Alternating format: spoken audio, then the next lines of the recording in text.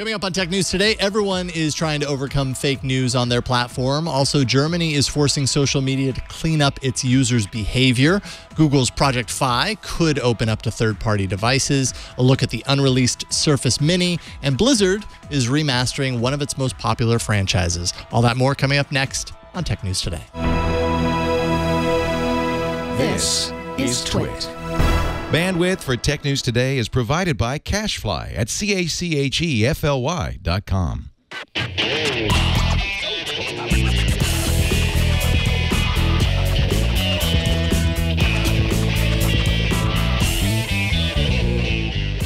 This is Tech News Today, episode 1801, recorded Friday, June 30th, 2017.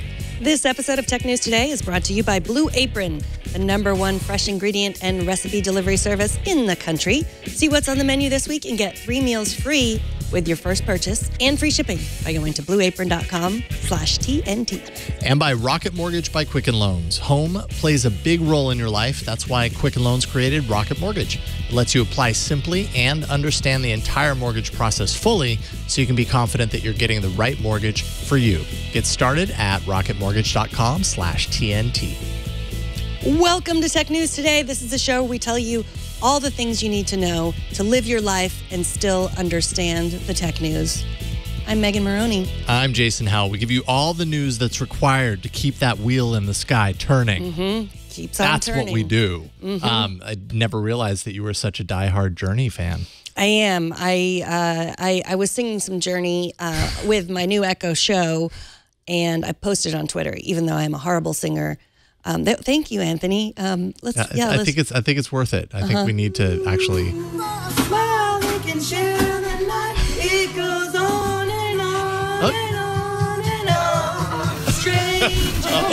I think that was a little bit of the dog howling. As well, are you maybe. sure?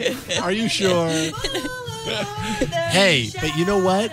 You did it. I did You it. sang, you recorded it, you uploaded it to the internet. I did. I'm proud.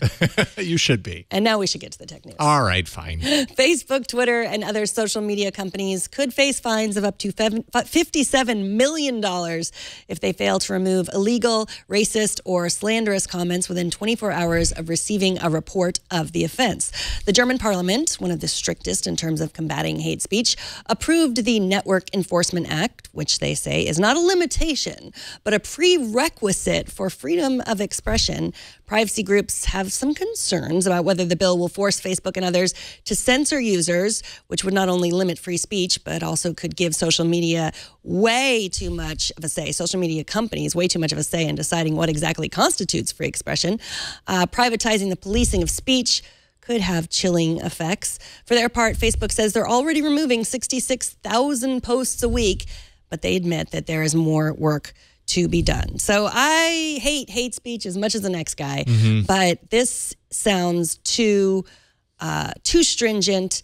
I feel like Facebook is doing almost everything that they can do at this point, and putting them in charge of deciding, what's offensive is tough. I mean, in Germany has these very strict rules. Like if you post a swastika, that is hate speech. That's what they're talking about. If someone posts a swastika on Facebook in Germany, and then someone reports it, and they don't take it down in 24 hours, which, I mean, I don't know why they wouldn't, but it still seems like this is a little bit too strict. Yeah, and you mentioned there exactly kind of the critical part of this is that Justice Minister Heiko Maas in this whole process basically said that legal pressure was required to make sure that large platform operators actually fulfill their obligations to clean up their network. And that, I mean, by that account, they're essentially saying that Facebook is not doing what is required.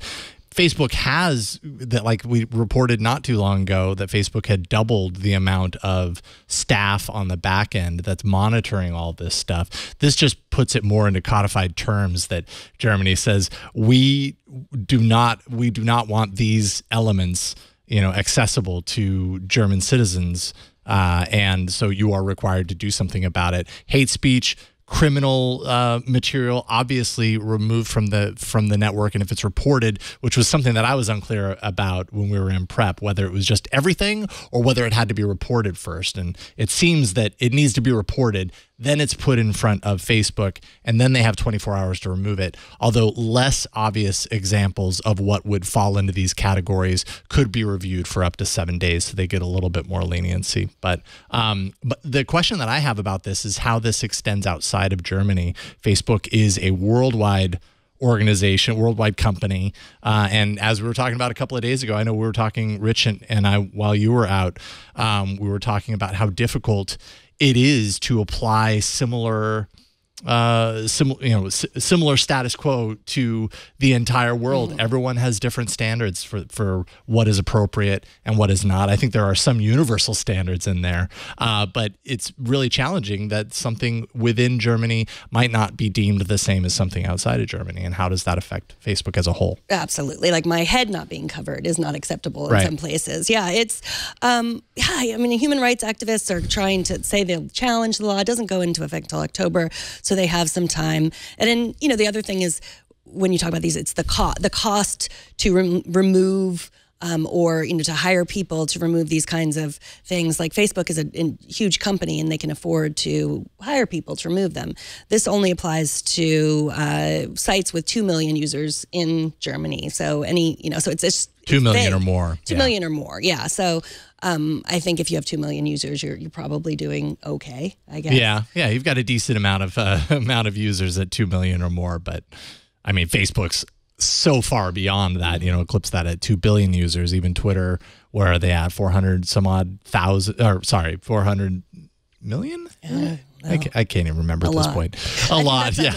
But yeah, I mean, it's a sticky wicket. It's tough because it's, this isn't solving the problem of hate speech, but they have to do something, right? Right. But yeah, I mean, I think a lot of people would say like more positive speech, I don't have the solution for hate either. If I did, I probably wouldn't be working here. And I mean, another question here is if legal pressure actually pushes Facebook to overcorrect and potentially, accidentally censor things that don't fall within that cutoff. And that, again, goes back to the problem that you were saying up at the top, which is that all of these decisions are being made on the network side of things. And should they or shouldn't they? I'm not entirely sure, because this is kind of an example of both, right? It's Germany as a country saying do more, and it's Facebook as an organization saying do more with what? With these things that we've determined, that we've selected, and hopefully that falls within. There's going to be some accidental censorship as a result of that too.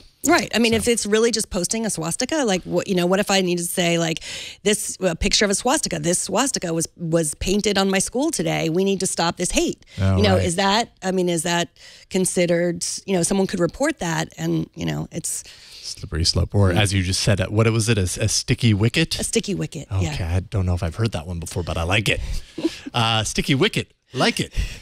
Twitter is reportedly prototyping a new feature that would allow its users to actively flag tweets containing misleading information and fake news.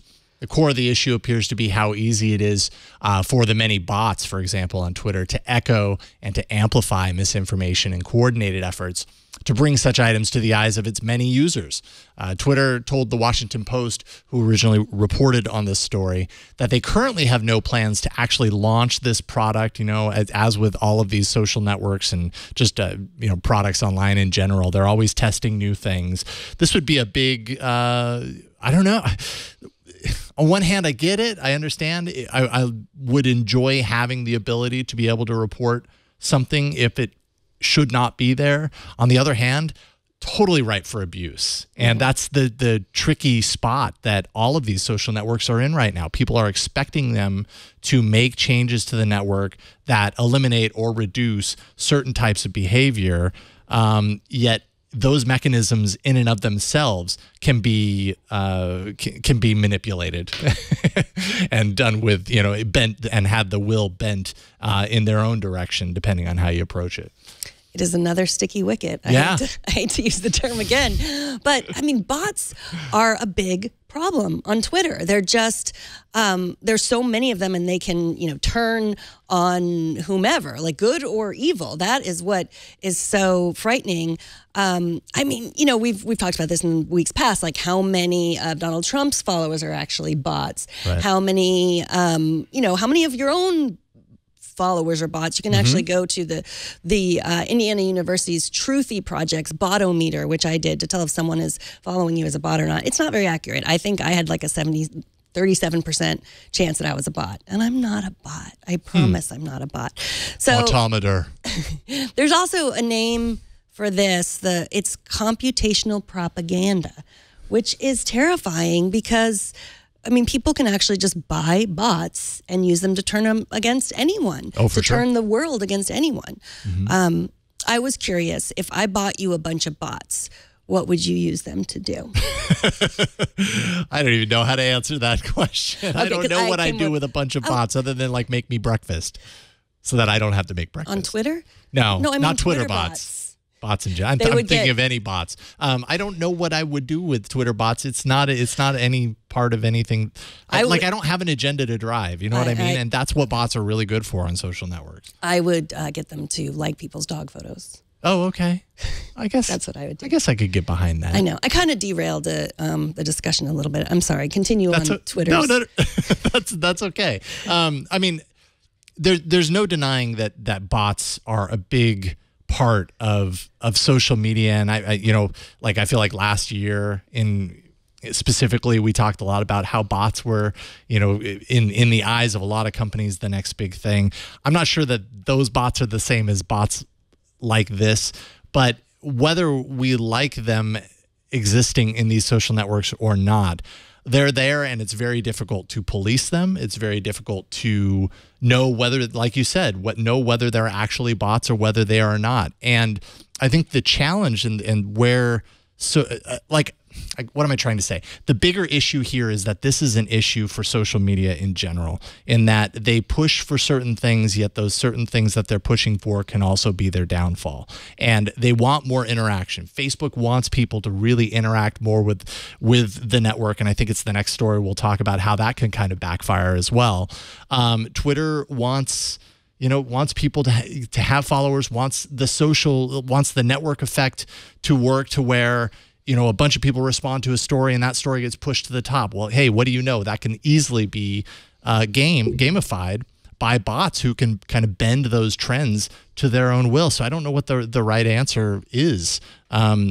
Putting controls in the hands of the users is a great way to go about that. But you can also immediately see how, in a world not too far from now, everything that you post as an individual is targeted by, one person that has an army of bots that can take you down, essentially. And that kind of sucks. Right. There's nothing worse than like being attacked on Twitter and then trying to turn your, then trolls also do that. They all will also, like, part of attacking you, sometimes they will say that you're a fake account, that sort of thing. That's happened to me. And it's just like, you're just like, argh, it's the worst. Right. Yeah.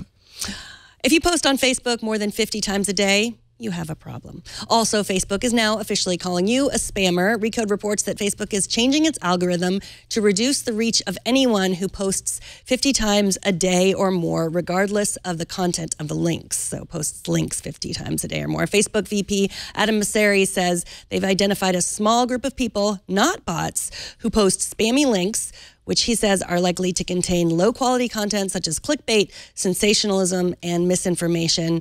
Sadly, like I said, this only applies to links. So if you want to post more than 50 pictures of your drooling baby on Facebook, you still can, but I should warn you, unfriend you. Yeah, I don't think you'd be alone either. A lot of people would unfriend you if you posted your baby pictures 50 times a day.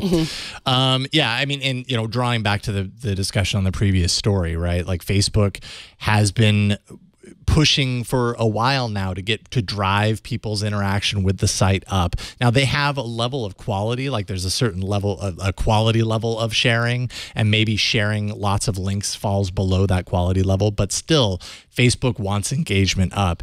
Yet in the push to do that, they've given everything, it seems like, equal weight, and as a result, it's been manipulated, and so all of these the stories rise to the top that maybe shouldn't have. So now they're having to overcorrect, and I think they're all kind of doing this right now. They're overcorrecting for previous behavior and realizing that they need to control their network more. So, well, I think Facebook, unlike Twitter, has some built-in controls that prevent bots, because it is a network. You have to use your real name. You have to show, you have to have connections to people. I mean, obviously there are fake Facebook accounts. There are fake, there are bot Facebook accounts, but not as many on Twitter. Twitter is a place where you can anonymously share your opinion, and there are great and wonderful things about that.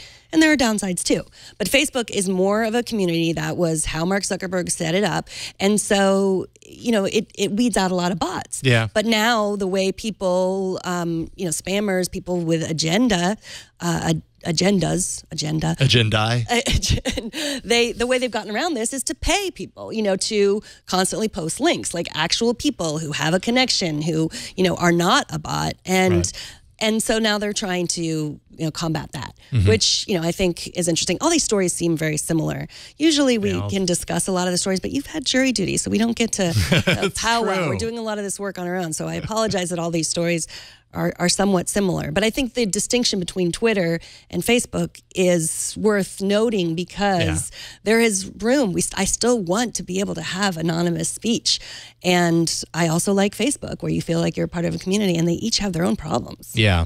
Facebook VP of the newsfeed, Adam Mosseri, had said, quote, this is one of the strongest signals we've ever found for identifying a broad range of problematic content. This being the constant posting of tons and tons of links per day. That's a really good indicator to Facebook of the Venn diagram of people who do that, or accounts that do that, along with posts of misinformation or propaganda style postings and everything that are meant to kind of distribute themselves through the network fast as a result of this effort, overlap significantly. So I found that pretty interesting. It applies to individuals. Doesn't apply to pages, where publishers often are, and publishers might possibly post more than 50 links a day. Facebook's been driving publishers to get more involved with the network. That is, unless, of course, those pages share the posts of people who are posting 50 or more of these types of links a day. So it could affect it that way. Reverend Dan in our chat room says that he does 50 in the morning and 50 at night. And I'm assuming he means posts links. That's a lot. Maybe I'm wrong. Maybe there are, people could be posting that much, and you don't normally see it. Like people, unless, that's a lot. I'm very curious. Not that I doubt or anything, but man, I don't know if I post 50 tweets. Well, I don't post 50 tweets a day, and that's really easy to do, because tweets could be five letters. Yeah, but it's easy to post a link too. It's just cut and paste. Yeah, that's true. That's true. Some people do use social media, Twitter, Facebook, whatever, kind of as like their own link tracking system. Here's a link that I found interesting today, and just keep posting throughout the day, and that's how they keep track of those for themselves, and other people can see it too. So maybe that's where it falls in line. Okay, now we're totally switching gears. Those three stories were related. We're going to move on to some other things. Google's MVNO Project Fi has a lot of fans, but due to Google's own restrictions, users have been limited to owners of Google's own Pixel and Nexus devices so far. Google has announced that a mid-tier partner device was soon to support the network, sometime in the near future anyways, and the VentureBeat's Evan Blass, EvLeaks on Twitter, he's a very notable leaker, says that device in particular that Google's talking about is likely to be the Motorola X4, the Moto X4. It's expected to launch in Q4 2017. There had been a leaked kind of slide from a Motorola conference that kind of showed the tiers of Moto devices through the end of 2017. The Moto X category or sub-brand of their devices. Moto X was basically the first phone to come out from Motorola in the premium category when Google owned it. After Google had bought Motorola, and Moto X, those first few years, they were great phones. My wife bought one upon my recommendation. They were just really nice devices, but they haven't really made one in the last couple of years. Apparently that's going to return and is going to support Project Fi. You do not use Project 5, correct? I don't. No, I've considered it. I've got a Pixel phone. Before that, I had Nexus devices. I considered it, but for me personally, I don't feel like I don't do enough traveling for Project Fi to be worth it. Like T-Mobile here in town is pretty good, and that's what I have right now. And it almost seemed like it would be more expensive for me in my scenario to do Project Fi. Well, I took the Project Fi quiz, which is up on their site, and it tells you whether it would be good for you. And I said that I had 5 phones. Our family has 5 phones on the program, and they asked me what kind of phones, and I said iPhones, and they still said it was good for me. So for some reason, I would have to switch phones. But right now, I pay about $200 a month for 5 phones, and we have unlimited data, which I think is pretty good. And I'll say again, I'm a proud Sprint user. And the Fi quiz says that I would save about $45 a month. So that is interesting. But then if I think about the fact that I have to replace 5 phones and then probably get another job if I was, using the Moto Z or the Pixel phone too as my main phone, it doesn't probably seem worth it. But it does. I mean, it does make so. It's the family plan is $15 a month for every additional phone plus $10 for every gigabyte of data. I think it would really make sense. It would be nice if there were more phones. Yeah, I mean, cheaper phones. I feel like that's what's really limiting Project Fi right now, and there's got to be a really good reason that Google has limited it. I don't know if it's to bring more value to their own devices, which kind of seems silly if you have this MVNO going and you're not just loading it with people. But the benefit, I mean, of hopping networks between T-Mobile and Sprint, you're a Sprint user already, so that would give you an extra network to kind of hop onto based on what the best connectivity is for any location that you happen to be. Right. That's one of the big, the big key differentiators. But that, and then the pricing scheme, where at the end of the year, if you haven't used anything, I think if you haven't used all that you've paid for, the remaining gets refunded to your account, and you can apply that to the following month. So you don't really lose anything, anything that you paid for. There's some kind of, I feel like there's something very comforting about having unlimited data, just having one less thing to worry about, to nag the kids. Are you on, make sure you're on Wi-Fi, make sure you're on Wi-Fi. It's just like, I don't have to think about it anymore. Yep. And once you know you're paying by the gigabyte, it can be a little stressful. You never quite know what's going on in the background, for example. So yeah, I can totally understand that. Windows Central has uncovered leaked photos of the Surface Mini. But if you were one of the few people excited about getting your hands on an 8-inch device with a 1440 by 1080 display, a Qualcomm Snapdragon 800 processor, and 1 gig of RAM, and 32 gigabytes of storage, you are out of luck. The leaked photos show a device that was canceled just weeks before its debut in 2014 when Microsoft launched the Surface Pro 3 instead. Like Bigfoot before it, the Surface Mini has been rumored for years, but hasn't been seen until now. The photos look a lot like Bigfoot, but with a kickstand.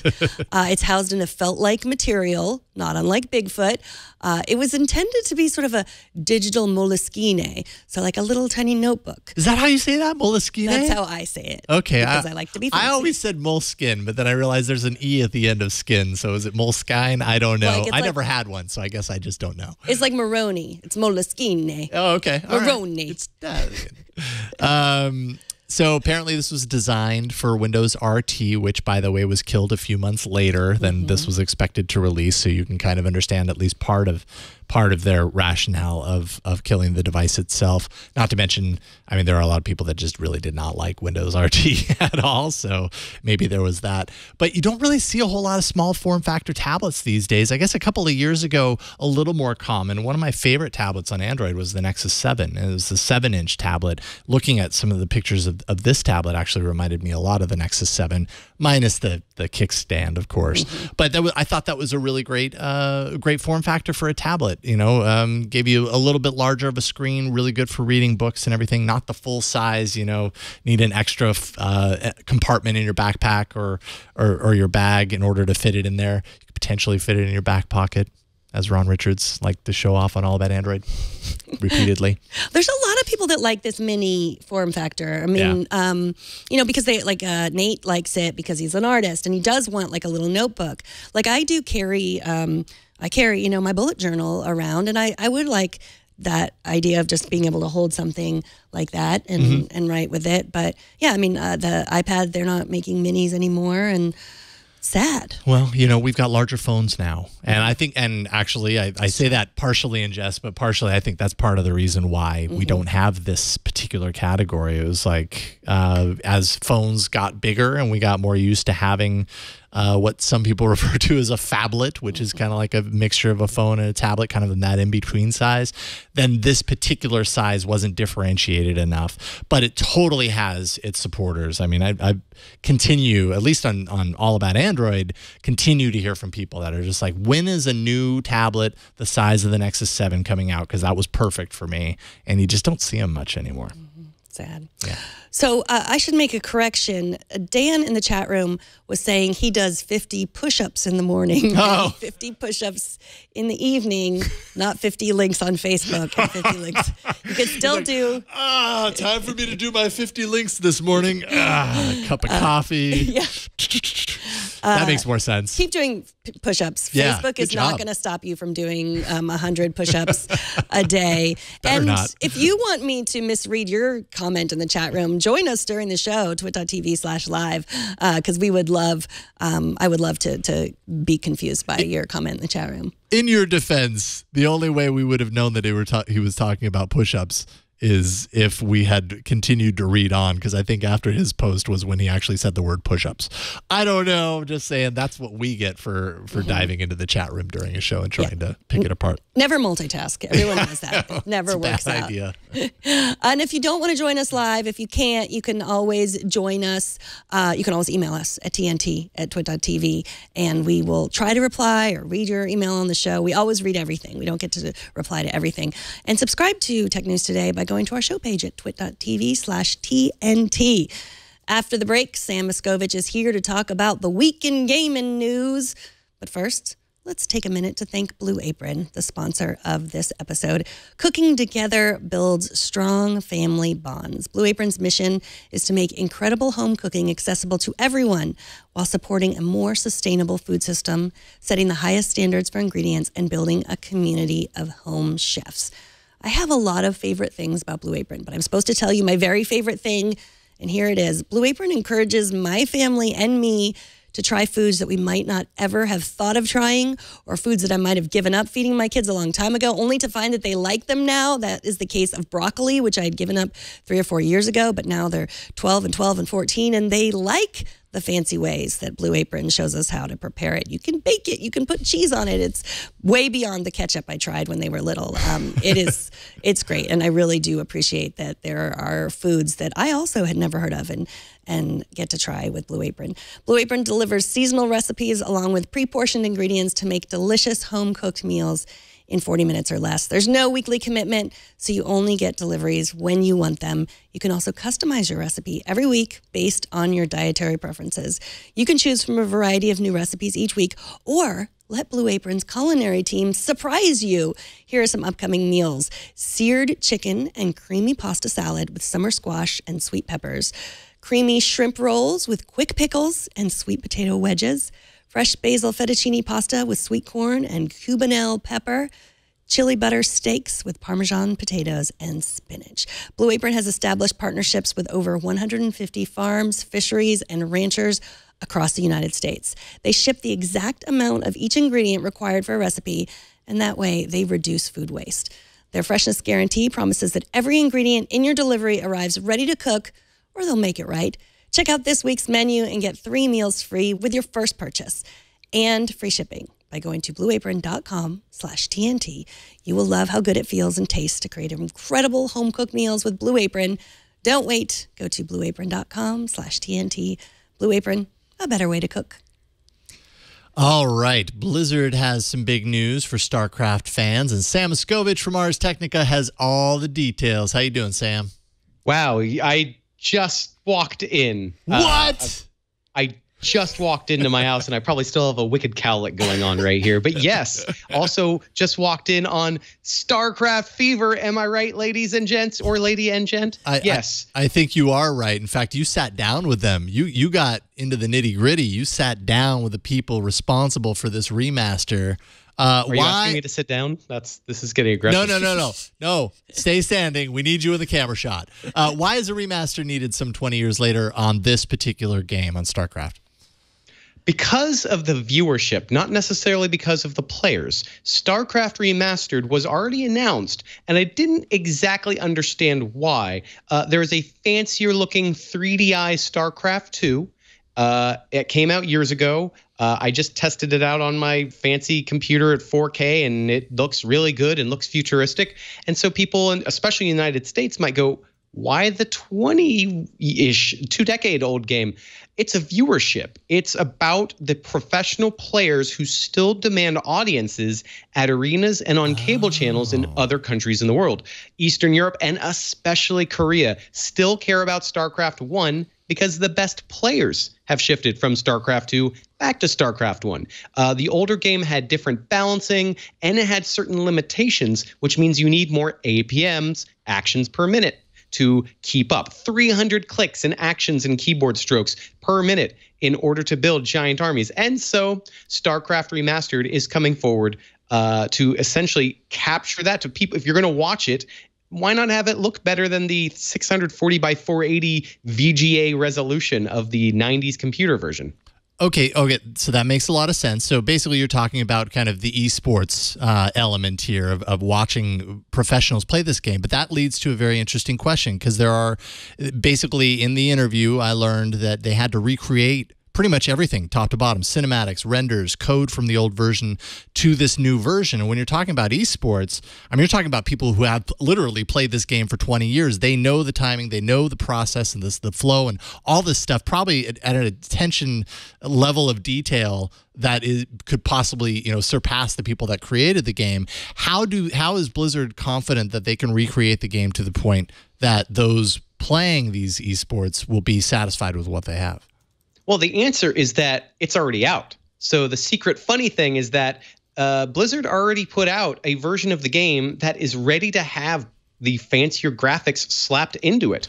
Everything that needed to be hooked into the fancier looking StarCraft with the redone assets, with some of the redone code, is all living on the basic core play that simply is designed so, if I want to put the fancier 4K ready graphics in, boom, they can go in. That actually led to, there was a patch that was supposed to come out a while ago that got delayed and put off because it was going to break the way the game worked with Korean social networks that specifically manage StarCraft. The country did not have Blizzard's penetration in the 90s and early 2000s. Koreans got together to build their own sort of networks. One of the biggest one is called Fish. And because they were going to put out a patch that would have broken it for that giant group of Korean players, Blizzard canceled that one, held it off. They said they took their licks as a result of that. Like, they spent 18 months top to bottom interviewing pro players, interviewing the fan base, having people come in as testers and consultants in order to confirm it plays exactly the same, just with a fresh coat of paint. But it is funny that there was a lot of stuff that was lost. Hard drives, code, either lost or simply did not translate to the fancier stuff. The art team in particular, they admitted to me in this interview I did that they eyeballed everything. They went back to old boxes, to old manuals, to old sketchbooks. A lot of stuff got thrown out. They had to work with what they had. The result looks quite good. Wow, interesting. So any chance Blizzard is going to do this whole remaster thing with other titles in its catalog? They have what they're calling the Blizzard Classic Division at their office, and they say they're hiring full-time for it. And I bet you dollars to donuts, that is not simply to add more patches to this one game that's currently their only one in the Blizzard Classics line, which is StarCraft Remastered. I absolutely expect another game will be announced before long in a sort of perfect drip feed between their bigger games. Which one will be next is a good question. I pushed and asked if it might be StarCraft Ghost, which is the StarCraft third-person action-adventure game that got canceled a long time ago. And the guy laughed and said, I'd love for that. And he goes, that's never going to happen. But my money's on Diablo 2 just because of rumor rumbling and because of it plays distinctly differently than Diablo 3. So that to me makes sense. But who knows? Could be Warcraft 2. Could be Warcraft 3. Who knows? Patterson in our chat room would request that you write an entire book about Korean internet culture. If he wants to pay for all of the reconstructive lung surgery it would be required for all the cigarette smoke I would inhale at PC Bangs in South Korea, I would consider it. Now, if he's talking about North Korean internet culture, I could just write a real pamphlet. real fast. All right, so we're going to move on to probably the biggest, most anticipated game of the year. Who exactly has been pining for a new Micro Machines game? Oh, I was. There is a new Micro Machines game. I'm forgetting the subtitle. Again, I just ran in the door. Is it World Tour? Do you remember? World Series. World Series. Micro Machines World Series. I am a fan of top-down, old-school Super Nintendo and Genesis racing games. Micro Machines and Rock and Roll Racing. Rock and Roll was from Blizzard, by the way. Were these games that really did this right. Micro Machines in particular made local, everybody on the same screen multiplayer work. Sadly, the rebirth that's came out today, is bad. It's currently a stinker. I wasn't even going to bring this up, but I just want to warn anyone who catches an ad, who catches a glimpse of this and thinks it might be fun, do not get it. The Xbox version runs at under 30 frames a second, which is insane for a game that specifically limits its view so that it reduces the number of polygons, hence the thing that would slow a game down. The computer version crashed the first time I loaded it. The camera goes all over the place, and it's sort of a top-down thing. So if you want to see where your car is going, it would be good to have a camera that works. It's otherwise, and it's very thin. There's not very much to do. I'm very sorry to the 12 of you who care about Micro Machines video games. There's a really great ad that has the original voice of the advertisements. The real fast talker. Yeah. The real fast talking guy. He came back and did an ad for it, and even he couldn't quite keep up. I think that was kind of the bad portent for what was to come. So sorry about that, guys. That's okay, but we can move on to something that actually I'm very fascinated by this company. CastAR caught my attention and others here at TWiT a few years back. Jerry Ellsworth, Rick Johnson both brought the rig into the studio, and it was really cool to play around with. It's an augmented reality tabletop game kind of method. You can kind of see Leo has the glasses on here and the space, which when you're looking into it just makes for like a three-dimensional kind of play space for tabletop gaming. Worked pretty well when we tested it out. What's the news now with CastAR? Unfortunately, CastAR, also known as CastAR, because you pretend you're a magic caster, is no more. The company, I've heard rumors and rumblings, and it's been confirmed that it has been liquidated because it took on outside financial backing, and that financial backing had its own plummeting. Basically, there was no money being made with this platform, which, agreed, I did get to try it out as well, which combined augmented reality glasses, one projector in each eye that made you think that you were seeing something that appeared on a sheet. You needed a sheet with a certain tone or pattern. You couldn't just make your own sheet out of towels or paper towels or whatever. But they never had games, and they never caught fire the way that Oculus Rift and HTC Vive and PlayStation VR did. Now, with the augmented reality, you could actually see other things around you. You were not suffocated by that view. And that was a really cool perk when that was announced. But the other VR headsets weren't around other than early development kit versions of Oculus. And in comparison, yeah, CastAR looked cooler, looked neater. But as the VR headsets got better, more refined, a little smoother, CastAR always felt clunky. There was always latency. After the wow effect, you sort of had the sense of, oh, this is kind of ghosty, it's hard to track, it's not very bright. And every meeting that we had with CastAR over at Ars Technica, we kept being told, oh, the next one's going to be better. And every demo, we kept getting that promise and felt like we were essentially seeing the same thing, perhaps a little smaller, but never more convincing, more awesome. I always wanted to have like a D&D styled thing with it, where you had a little pen and you were arranging figurines around on a table, like as if they were really there. But it never came to fruition. It just seems like other VR sort of took the wind out of its sails. Yeah, it really seemed like it was maybe ahead of its time. And in light of solutions now that feel just a lot less clunky, a lot less kind of, it seemed like there was a lot of requirements for that versus now. I mean, especially with like news of the iPhone with ARKit and Project Tango devices or whatever, literally just taking your phone and going, okay, I see the same thing.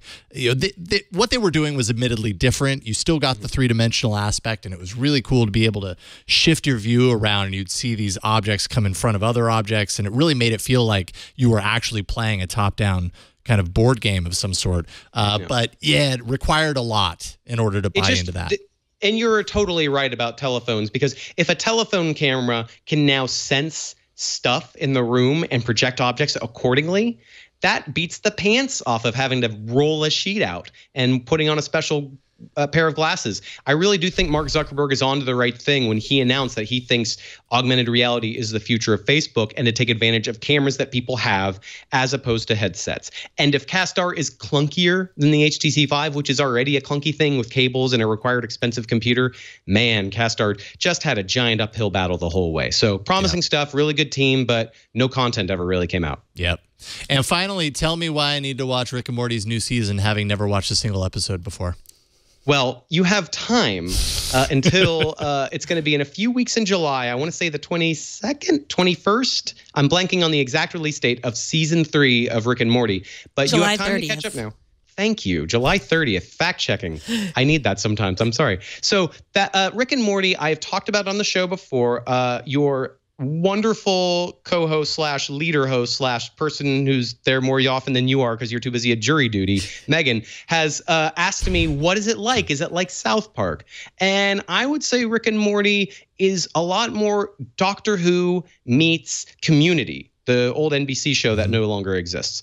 And some of the folks from Community went on to work on Rick and Morty, and they've been allowed to sort of let loose and go crazy with some bonkers sci-fi nihilism, murderous, puking, drunken weirdness with an equally large dollop of family warmth and togetherness that comes from a broken home. There's a whole broken home family that Rick and Morty are a part of, and that family works through issues while warping between dimensions and wondering which dimension each person is actually from. It's that sort of weird show.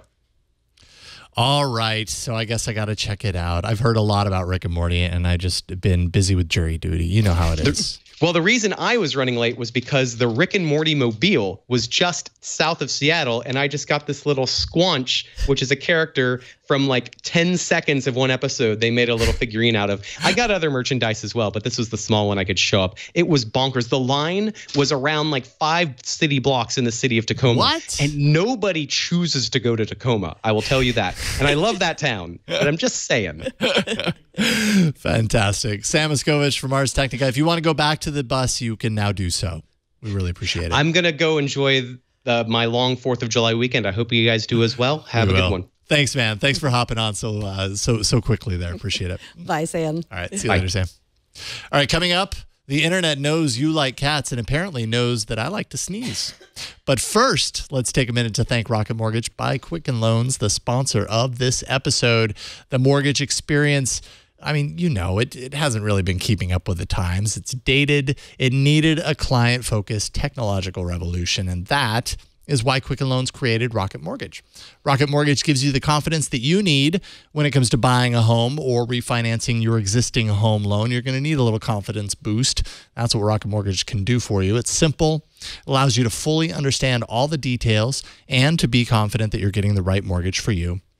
It's convenient, of course. Their trusted partners allow you to share your financial information with Rocket Mortgage at the touch of a button. It's powerful, whether you're looking to buy your first home or your 10th. Rocket Mortgage is able to perform thousands of calculations in seconds based on your income, your assets, your credit. You put all that stuff in there, and Rocket Mortgage can analyze all of the home loan options for which you qualify specifically, and then find the one that's just right for you. So you find exactly what you're looking for. Rocket Mortgage by Quicken Loans. Apply simply, understand fully, mortgage confidently. To get started, go to rocketmortgage.com/TNT. That's rocketmortgage.com/TNT, equal housing lender, licensed in all 50 states, NMLSconsumeraccess.org, number 3030. And we thank Rocket Mortgage by Quicken Loans for their support of Tech News Today. We got some feedback. Viewer David Monroe wrote in asking us to follow up on the story in the Washington Examiner about Twitter users reporting Trump's account over his tweets yesterday. If you haven't already read the tweets, you can go read them anywhere. Just go to Google. You'll find them. Yeah, open a news site of any kind. Of any kind, yes, or ask someone. Seth Feigerman from CNN had a really great piece about why Donald Trump doesn't get booted from Twitter, and his threat wasn't violent. I guess you could argue that it was an attack made on a person because of her gender. That's against the Twitter rules. You could also say it was targeted abuse or harassment. But mostly, I think it's just really distracting. And personally, I wish current presidents would not tweet.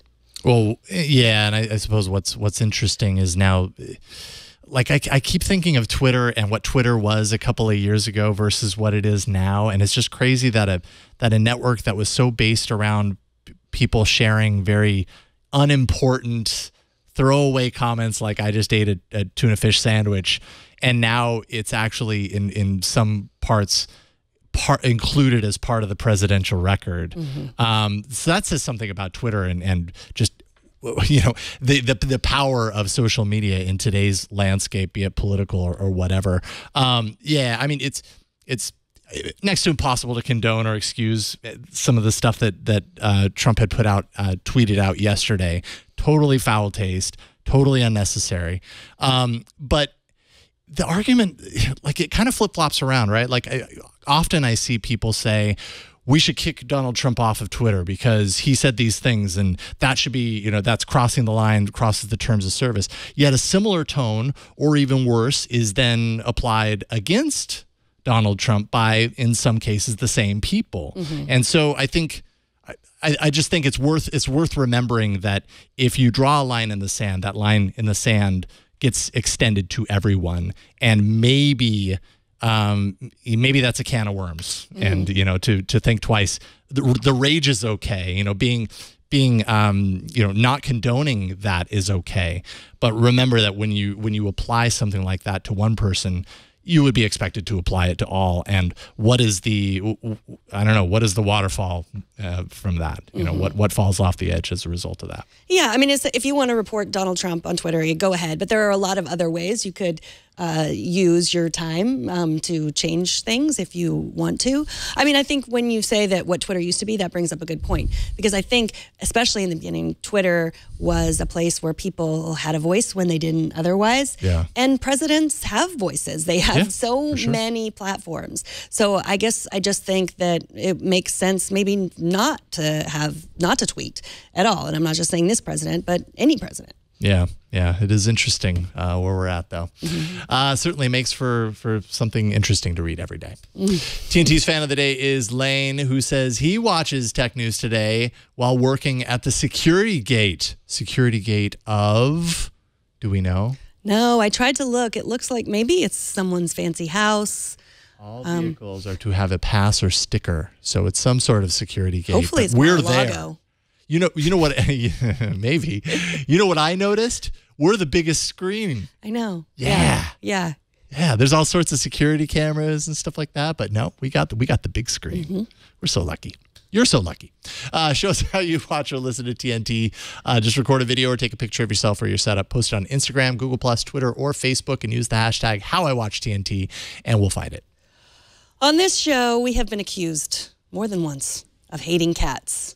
We are allergic to cats. We do not hate them. We're not about to go on a rant on Twitter about them. We like cats. We just don't like being around cats.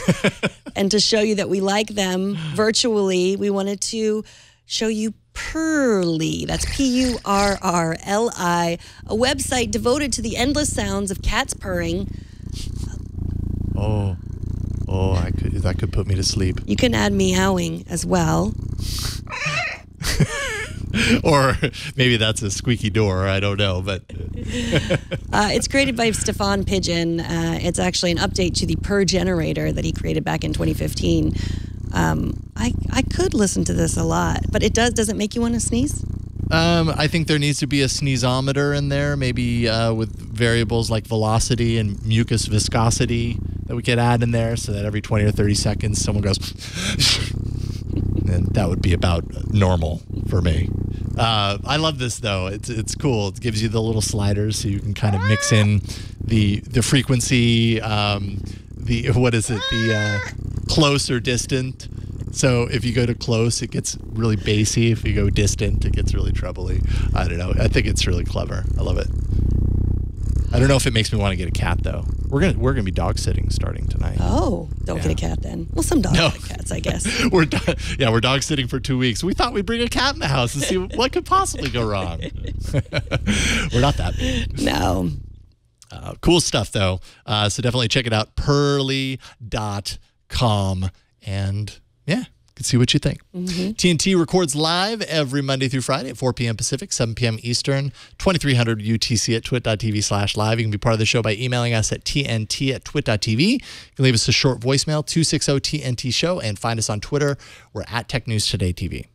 You can share all your thoughts on the stories we discuss in the TNT subreddit at technewstoday.reddit.com. Find all the ways to subscribe to our show at twit.tv/TNT.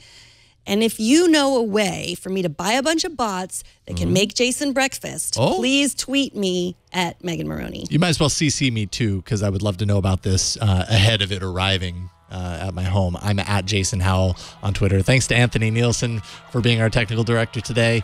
Thanks to Mario for helping out here in the studio. Thanks to Kevin for editing the show. I think it's Kevin today. And thanks to you for talking tech with us today. We'll see y'all on Monday. Bye, everybody. Oh, that's right. I didn't know if you wanted. That was like a fingertip. Germs. Bye.